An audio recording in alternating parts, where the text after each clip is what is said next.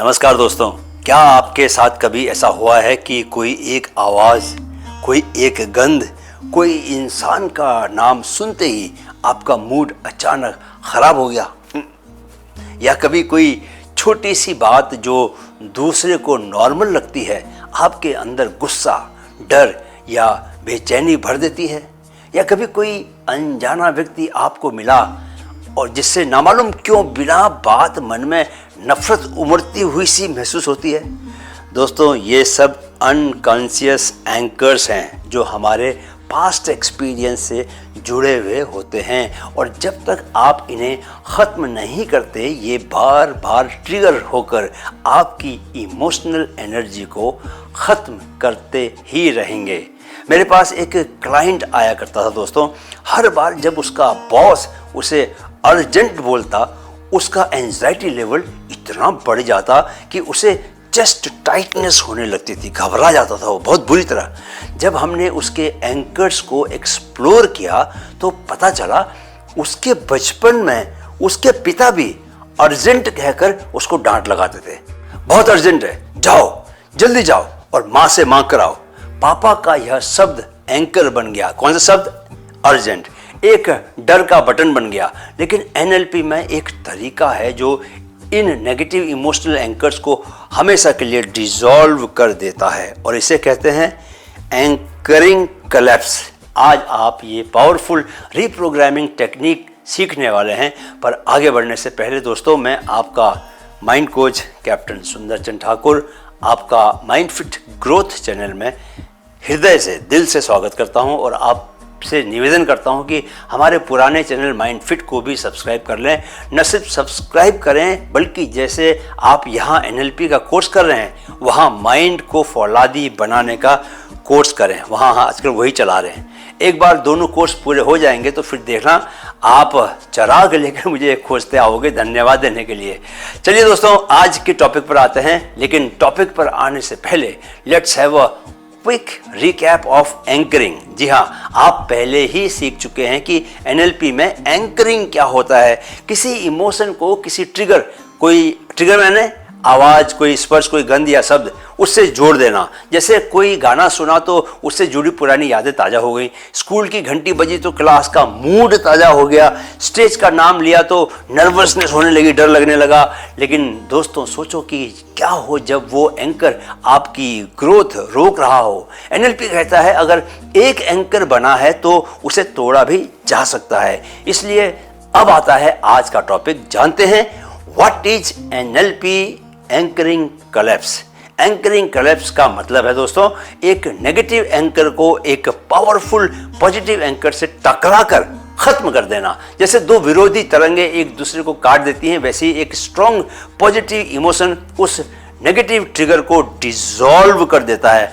Brain ये conflict handle नहीं कर पाता और पुराने पैटर्न को रिवायर कर देता है। फिर से समझिए, एंकरिंग कोलैप्स एक एनएलपी टेक्निक है जिसमें दो अलग अलग भावनात्मक स्थितियों, यानी एक पॉजिटिव और एक नेगेटिव स्थिति को एक साथ ट्रिगर करके नेगेटिव एंकर को कमजोर या खत्म कर दिया जाता है। जैसे मान लीजिए किसी व्यक्ति को स्टेज पर बोलने से डर लगता है, right?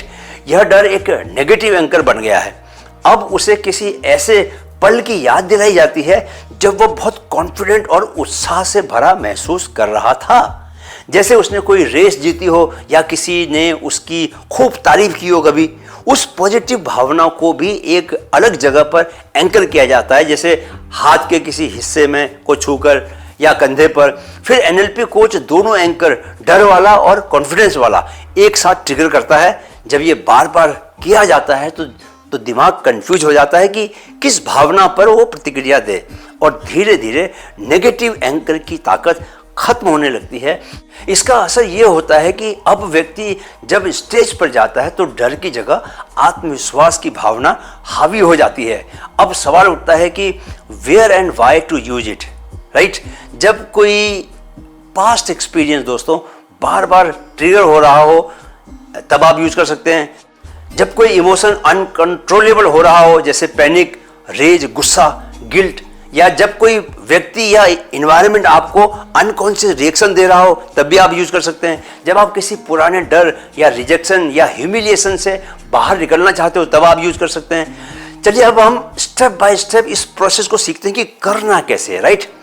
Step by step NLP anchoring collapse process, right. सबसे पहले शांत जगह चुनिए, 2 कुर्सियां रखिए या किसी दोस्त कोच की मदद ले लें। तो स्टेप नंबर 1 क्या है? Identify the negative anchor. क्या ट्रिगर है? उदाहरण के लिए जब बॉस चिल्लाता है क्या इमोशन है, उस वक्त क्या इमोशन होता है? बॉस के चिल्लाने पर क्या होता है? Panic, heart racing, dry mouth, मुंह सूख जाता है। री एक्सपीरियंस कीजिए उस इमोशन को, दोबारा से उसको कल्पना कीजिए 2 मिनट तक। फिर उसे एक एंकर से जोड़िए, जैसे अपनी कलाई को छू सकते हैं या कंधे पर भी उसको एंकर कर सकते हैं, वहां वो बैठ जाएगा। Step number 2, create a strong positive anchor. अब एक ऐसा एक्सपीरियंस याद कीजिए जब आप पूरे आत्मविश्वास में थे, जब आप पूरे आत्मविश्वास से जी रहे थे, प्राउड थे, पावरफुल थे। आंखें बंद कीजिए, उस मोमेंट को रिलीव कीजिए, दोबारा जिए उसको, उसके भीतर घुसिए और भीतर और भीतर और भीतर चले जाइए। फिर एक अलग एंकर दीजिए उसे, ठीक है, उस पावरफुल फीलिंग को। जैसे दूसरी कलाई को आप छू सकते हैं या दूसरे कंधे पर एंकर कर सकते हैं उसे। एंकर करने का मतलब है दोस्तों कि आप अपने उस एक्शन से किसी इमोशन को जोड़ रहे हैं, राइट। जब भी आप कंधे पर यूं टच करेंगे तो तुरंत आप अपने पुराने प्राउड भाव को महसूस करेंगे, ठीक है, समझ गए ना दोस्तों। यहां ध्यान रहे कि एंकर तब लगाएं जब इमोशन पीक पर हो, खराब वाला या अच्छा वाला, दोनों में से कोई भी, ठीक है। Step number 3, fire both anchors together. अब दोनों एंकर्स एक साथ एक्टिवेट कीजिए। दोनों कलाई को एक साथ छूना है, राइट, एक साथ छूना है, या दोनों कंधों को एक साथ छूना है। माइंड में कॉन्फ्लिक्ट शुरू होता है, क्या? दिमाग डिसाइड नहीं कर पाता है कि कौन सा इमोशन सही है। इसको रिपीट कीजिए, कम से कम 4-5 बार रिपीट कीजिए। धीरे धीरे क्या होगा, नेगेटिव एंकर की ताकत खत्म होती जाती है, पॉजिटिव एंकर उसे डोमिनेट करने लगता है। पॉजिटिव एंकर नेगेटिव एंकर के ऊपर आने लगता है। Step number 4, test the trigger. अब वापस उस पुराने ट्रिगर को इमेजिन कीजिए वापस से। क्या वही पुराना रिएक्शन आ रहा है अब भी? नहीं। अगर नहीं आ रहा तो बहुत बहुत बधाई हो, एंकर कोलैप्स हो चुका है, गिर चुका है, right. Step number 5, reinforce the positive. दोस्तों पॉजिटिव एंकर को बार बार एक्टिवेट कीजिए। सुबह उठते ही प्रेजेंटेशन देना है तो उससे पहले, किसी भी चैलेंजिंग मोमेंट से ठीक पहले, कुछ ही समय में आपका नेगेटिव एंकर गायब हो जाएगा और उसकी जगह आप अब हमेशा एक स्थायी परमानेंट पॉजिटिव एंकर की सुखद उपस्थिति में बने रहेंगे। चलिए अब एक छोटा सा आपके लिए रिकैप कर लेते हैं। बताइए आज आपने क्या सीखा? आज दोस्तों हमने जाना कि नेगेटिव इमोशनल एंकर्स कैसे हमारी एनर्जी खा जाते हैं। NLP एंकरिंग कोलैप्स से आप उन्हें खत्म कर सकते हैं। हमने ये जाना कि नेगेटिव ट्रिगर से उसे टकराकर पुराना पैटर्न रिवायर किया जा सकता है। दोस्तों ये टेक्निक गहरी हीलिंग और इमोशनल फ्रीडम देती है, वो भी बिना ट्रॉमा के वापस गए। चलिए अब आज का चैलेंज का समय हो गया। कमेंट में बताइए कि आपका कौन सा इमोशन या ट्रिगर है ऐसा जो बार बार आपको नीचे खींचता है। फिर आज का प्रोसेस अपनाकर उसे न्यूट्रल करें और कमेंट में लिखिए I just collapsed my anchor, I am free now. दोस्तों कल हम बात करेंगे एक ऐसे टॉपिक की जिसने मेरी खुद की जिंदगी बदल दी, इमोशंस के साथ मेरी लड़ाई खत्म कर दी। हम सीखेंगे कि इमोशंस को दबाना नहीं है बल्कि उन्हें समझकर अपना सबसे बड़ा दोस्त बनाना है। जब गुस्सा आए, जब डर सताए, जब मन टूटा हुआ हो, तब कैसे NLP की एक सिंपल टेक्निक से हम खुद को संभाल सकते हैं। कल का टॉपिक है इमोशनल एजिलिटी, जहां आप सीखेंगे अपने हर इमोशन को समझदारी से हैंडल करना, बिना गिल्ट के, बिना दबाव के, बिना रिएक्शन के। तो कल मिलते हैं शाम को 7:30 बजे माइंड फिट ग्रोथ चैनल पर इस 60 दिनों के सफ़र में एक और गहराई में उतरने के लिए। तब तक अपने एंकर्स दुरुस्त कर लीजिए। दोस्तों आपने वीडियो देखने का समय निकाला, इसके लिए बहुत बहुत आभार।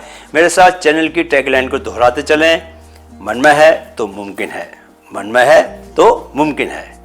Keep learning, keep growing. जय हिंद।